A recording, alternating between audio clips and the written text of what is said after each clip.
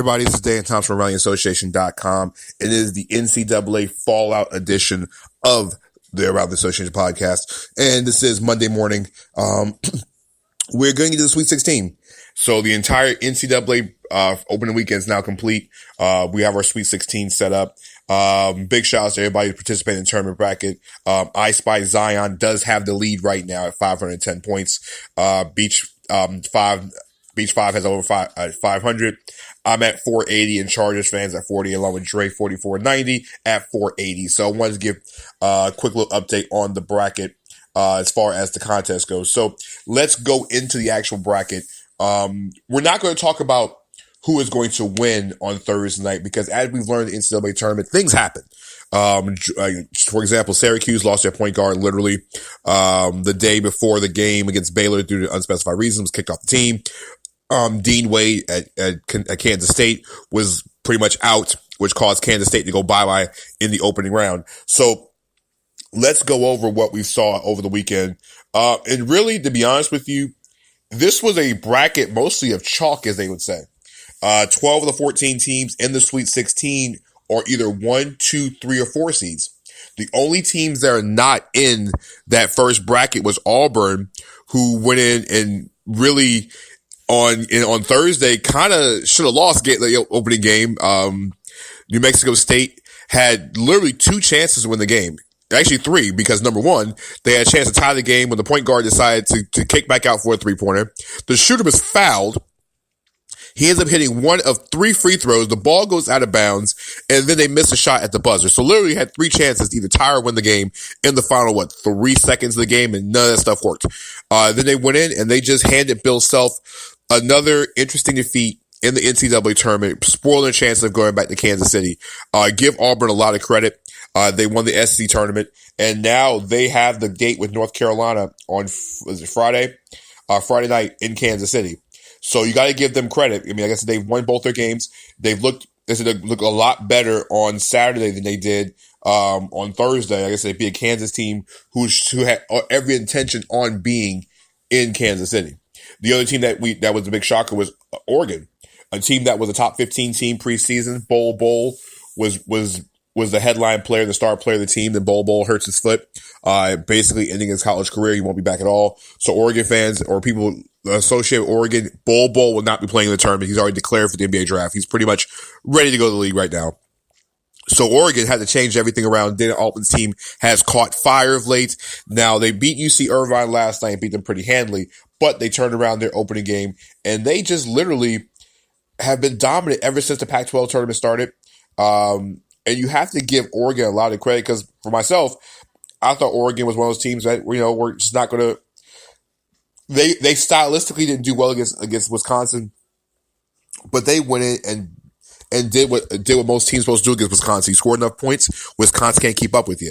So those are the only 2 teams right now that we saw that are not listed either as 1 through 4 that made it into the Sweet 16. Now, yesterday's game was a phenomenal game. I mean, at one point, UCF and Duke was really UCF had every chance to win the game. Aubrey Dawkins missed the alley-oop dunk, and then Taco Fall fouls out. Some people say it's a controversial call against Zion Williamson, but it really wasn't. Taco's foot was in the restricted area. I mean, Zion's just so powerful, he bowled Taco into the restricted area. I would still say if Taco's feet would not have been that restricted area, the charge is going to be called. I know Aubrey Dawkins fell trying to get to the basket, and then, Zion misses the incoming free throw, and RJ Barrett's Johnny on the spot. There was no boxing out there. Barrett hits the game-winning shot, and UCF had every chance. I mean, BJ Taylor got to the rim, and Dawkins had a chance to make up for the missing the dunk, and just literally his tip-in just literally rimmed out. UCF just lost in the most heartbreaking way possible, and I know they got a standing ovation from off the floor, but Johnny Dawkins' club literally just earned America's. They just. Your heart goes out to those kids because they gave everything they had for 40 minutes and they literally played the perfect game. I mean, literally, Taco Fall kept Zion Williamson and RJ Barrett out the paint most of the game. He was blocking shots, but really his presence there made Duke had to change a lot of things. And there's not another big guy in this tournament that's Taco Fall anyway. Duke now has an easier road to the Final Four. And even though Duke is now getting into the Sweet 16 with their matchup on Friday night against Virginia Tech, a team they've already played before, Remember, when they played before in Castle Coliseum, they did not have Zion Williamson in that game. So that makes it for more of an interesting matchup. But yeah, it was so heartbreaking to watch UCF fall at home. I would say at home because it was really a pro UCF crowd in Columbia yesterday. Other teams have been impressive. So you look at the Sweet 16, who's been the most impressive? We can't count the number one seeds because really the number one seed is supposed to do what number one seed is supposed to do this tournament and be very, very impressive. But one of the teams, the higher ups have been really well. Look at Purdue. Purdue went in their 2 games of the tournament and literally have just whitewashed everything. They knocked out they knocked off the defending champion Villanova by 26 points and dominated. Carson Edwards got off to a slow start, but Carson Edwards is one of the best players in the country, showing why he is one of the top elite scorers in the country. And Purdue caps off a great weekend. It cracked off a great weekend, and Purdue is just ready to rock and roll in this tournament. I mean, Edwards got off to a slow start, but scored 42 points against Villanova and literally stopped Villanova. And Carson Edwards, like I mentioned in the previous podcast for the tournament, is a big time scorer. This Purdue team has gone up and down, but they go up when Carson Edwards is playing at his best. Cassius Winston, another big time guard at Michigan State, is another guy that's carried his team to the Sweet 16 because of the fact that now Winston, on the other hand, is not the type of scorer that Edwards is, but he does so many different things with the basketball in his hands. He is a facilitator. He knows how to make plays, and he gets his teammates involved. All 3 of those things are things that you need when it comes to trying to lead a team to a national championship. Cassius Winston is a guy that can carry, and he's carried Michigan State all year. Michigan is a very, very balanced team. And now they're in the Sweet 16 taking on LSU, a team that I didn't have much faith in the tournament. I really thought Belmont was going to take care of them in the Sweet 16. Belmont heartbreakingly lost to Maryland in the first round.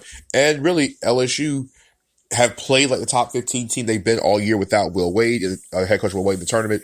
Nazir Reed has now jumped back on NBA scouts' radars. If he has another big game against Michigan State, listen, that might put Reed back in the first round of the draft. This team is really, really balanced. I like LSU. Texas Tech, another team I didn't have much faith in because of the fact it was a one-man offense, and the Big 12 has moments. But Texas Tech has gone through their 2 games and look very, very good. They beat an impressive Buffalo team by 20 points yesterday. Jared Culver is just an amazing top 10, maybe a top 7 NBA draft pick. There's nothing that this kid can't do. He does more than just score the basketball. He gets his teammates involved. He's a good rebounder for his size. He really is an all-around threat. Not the John Morant all-around threat that we saw down in Murray State, but he is a guy that just, when you ask him to do things, he just gets it done. And he has a tremendous will to win. Texas Tech Michigan plays on Thursday night. Speaking of Michigan, they went in and did what they had to do. They beat a good Florida team. They won the overround game, beat Florida on Saturday, and they got to the Sweet 16. And now they're like I said, their matchup with Texas Tech we'll get into on Thursday's podcast. Tennessee was blowing out Iowa, and Tennessee looked all of what the Final Four team. And then something happened, and Tennessee thought they were just playing football. Iowa went in and found a way to get this game to overtime, and literally, if it wasn't for some big shots in overtime, Tennessee would be home right now. Tennessee, the Volunteers were a team I had in the Final Four, and their matchup with Purdue, like I said before, Cassius Winston is going to have, like I had Carson Edwards against that defense.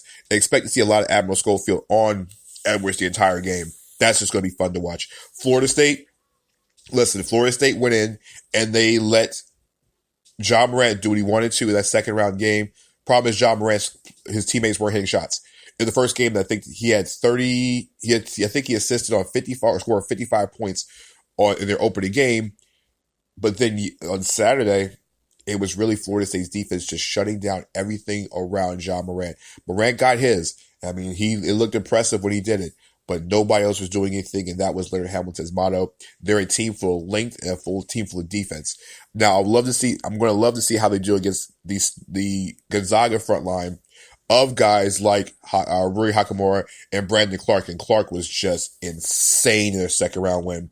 I didn't know Brandon Clark had the scoring ability against Baylor, but I mean, he was literally everywhere. Clark is known for his defensive shot blocking ability, and also he's a solid rebounder. But 37 points in that game was way more than I expected out of this kid, who's now solidifying himself at the back part of the lottery. If your team definitely is a shot blocker. UVA, hey, it was ugly early against Gardner Webb. They held on in the Tony Bennett's club on Sunday. They played a Tony Bennett team against Oklahoma. Straight defense. Oklahoma held to 51 points after scoring 96, I think, in the opening game against Ole Miss. They just literally put the clamps down defensively, and this is why Virginia is a Final Four threat, because of the fact that they play defense. If teams don't get to 55 or 60 points, you're not being Virginia. It's just that simple. This team is so disciplined on defense. Deontay Hunter, Kyle Guy hit shots. This team, when they're locked in defensively and they're stopping you, you're not gonna beat them. They're just that good defensively. It's just the fact that if you get to 65 and 70 points or more, Virginia struggles to score with teams that score that many points. If they get to 70, Virginia's going home. So in that game, I think they're playing on Thursday night. Oregon, who's a team who's scoring the basketball pretty efficiently, and Denham Office Club has been finding ways to score, especially with hitting threes against Irvine last night. If they get to 70 to 75 points, they got a shot at it. If they get that slow drag down game, Virginia is going to just physically and just wear down Oregon. We had to talk about North Carolina Tar Heels, number one seed in the Midwest region. They have won both their games impressively. They beat Washington yesterday. They won the opening round game with ease. Now they take on Auburn, a team, like I said, is hot. Auburn has shooters, but can Auburn keep up the pace with North Carolina? Carolina's pace has gotten better. They didn't get off that slow start. They handled business against the Washington team that's got very good defenders.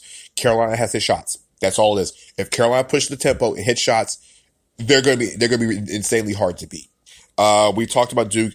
The other matchup we have not talked about with these two teams so far in the tournament has been Kentucky. Kentucky is the team that is in North Carolina's bracket in the other part of the Midwest. Kentucky still got PJ Washington. Now, that is going to be a huge story going into the weekend because Houston can play. Houston is not a byproduct of being a smaller Power 6 conference. Houston has shown it. They win it in their two games. They beat Ohio State yesterday. They won the opening round game against Georgia State with pretty much ease. And now they're in the Sweet 16 with Kentucky.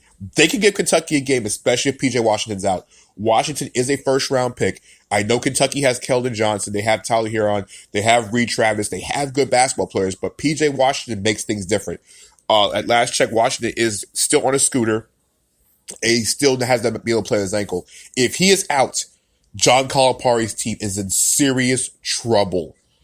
If they somehow can get past Houston, I don't think they even can get to Sunday's game against North Carolina in a rematch of a game earlier this season and win this game. Kentucky needs PJ Washington. He might be the most important player who's out for the rest of this tournament. So we'll get more of PJ's status throughout the week. That's why predictions not being made, because PJ Washington makes a huge difference. If he's available Friday night for Kentucky, it will make a humongous difference, because if he's in the lineup, I'm not sure if Houston can keep him off the glass. And just like I said, it makes Kentucky completely different. So the weekend, the NCAA tournament had some great finishes. Liberty, we had 6 teams went for the first time in the tournament over the first week. Big shout outs to all those schools who got their first ones: Fairleigh Dickinson, Liberty, Wofford. Who was there? There's a couple others. I can't remember all 6 offhand, but they all got their first wins. UCF got their first win in the tournament, and this was a weekend always of fun. You know, it was full of great moments. It was full of moments that you just scratch your head on. It was a good, solid weekend of basketball. Even though, like I said, the bracket has 12 of the 16 teams that are supposed to be there. There are 14 of the 16 teams that are statistically or just really ranked as 1 through 16 or the Sweet 16. There still makes some very interesting stories and matchups going in the next round. So, like I said, a lot of the guys that we talked about in the earlier podcast really came through in the clutch. Like I said, Fletcher McGee at Wofford, I know he set the record, and it was heartbreaking to watch him miss those 3-pointers on Saturday against Kentucky, because if he hits a couple of 3-pointers, Wofford wins this game, because they had Kentucky on the ropes all game long. It feel bad for Iowa State. They just could not get a bucket late in the game against Ohio State. It's a hard loss for them. Outside of that, like I said, we talked about the missed opportunity by New Mexico State. Belmont had every chance to win that game against Maryland and just could not. They had the turnover late, and then they couldn't get the ball in the hands of Windler when they needed Dylan Windler to win, to close it out. St. Mary's just couldn't buy a basket against Villanova's defense. Same thing with Nevada. I think Nevada missed 16 and 17 late against Florida. And that game just really just slid down after that. Bradley, if they just have a few more minutes, just a few more solid stops on defense, Michigan State wouldn't even be in the Sweet 16 right now. That's just how the tournament works. So we'll be back on Thursday to talk more about the actual matchups in the Sweet 16. And like I said, we'll pick against my bracket. Like right now, my bracket is third in the contest pool. So don't worry, I'll still win this contest. So follow me on Twitter at Danny3 Thompson on Twitter. Follow the Rally Association podcast, as well as the Rally Association Facebook page as we drop more information about the NCAA tournament, as well as the NBA. And don't worry, we're back to the NBA this week. So for Rally Association, this is Danny Thompson. We'll catch you guys later. Peace.